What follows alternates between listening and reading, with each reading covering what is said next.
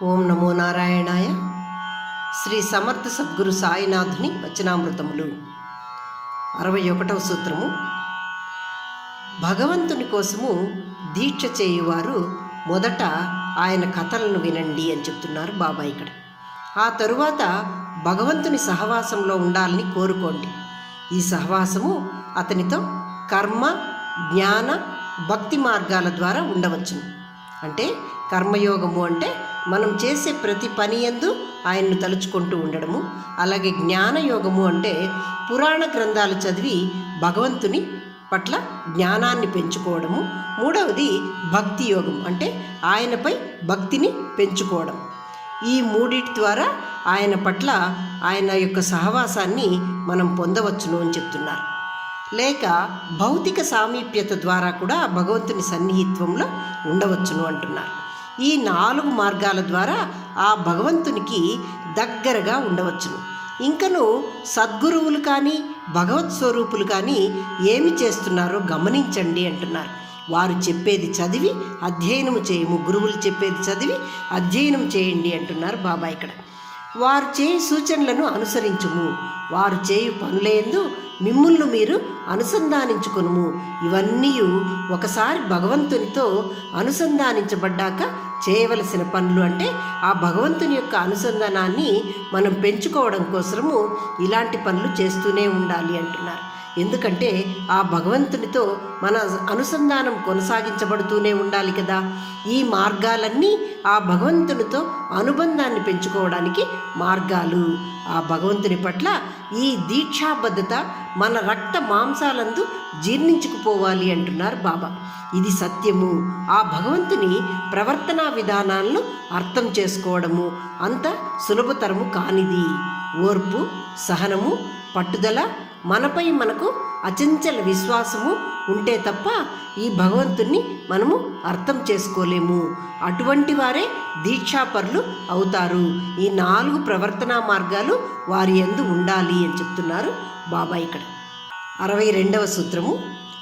మనిషి తాను వేసే ప్రణాళికలందు తన ఉనికికి మూలమైన దేవుడిని మర్చిపోతాడు.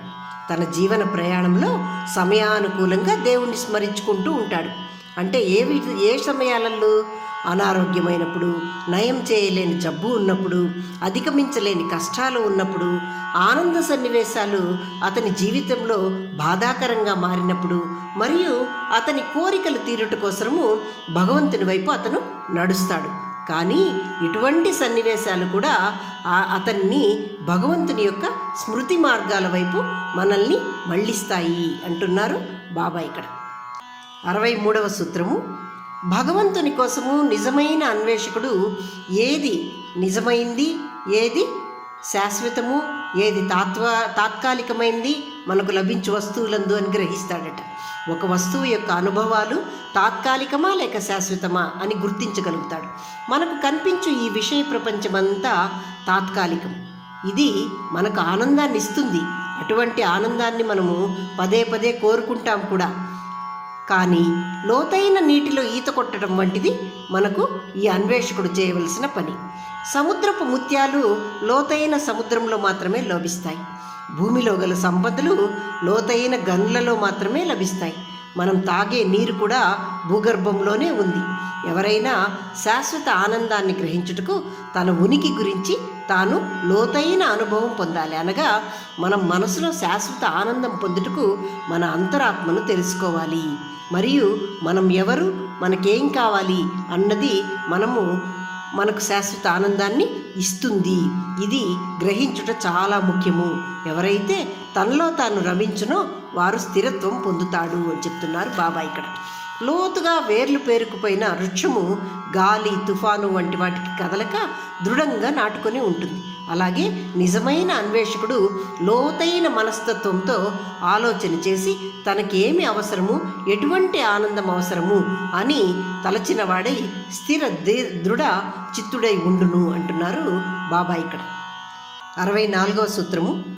గురువు యొక్క బోధనలు గురువు కన్నా చాలా ప్రాచీనమైనవి. ఈ బోధనలు సత్యానికి మార్గాన్ని సుగమం చేస్తాయి. అవి ఆ సత్య మార్గం పట్ల మనల్ని నడిపిస్తాయి అంటున్నారు. మీరు గురు బోధనలను పాటిస్తే అనగా సత్య మార్గంలో పయనిస్తే మీరు సత్యాన్ని చేరుకుంటారు, లేక మీరు గురువును అనుకరిస్తే సత్యాన్ని చేరుకుంటారు. సత్యాన్ని చేరుకోవడము అంటే గురువుని చేరుకోవడమే, గురువుని చేరుకోవడము అంటే సత్యాన్ని చేరుకోవడమే. అంటే సత్యము గురువు వేరువేరుగా అనిపించినా వారు ఇద్దరూ ఒక్కటే అంటున్నారు బాబా ఇక్కడ. అనగా శ్రేష్ఠ గురువే దైవము అని చెప్తున్నారు బాబా. ఓం నమో నారాయణాయ.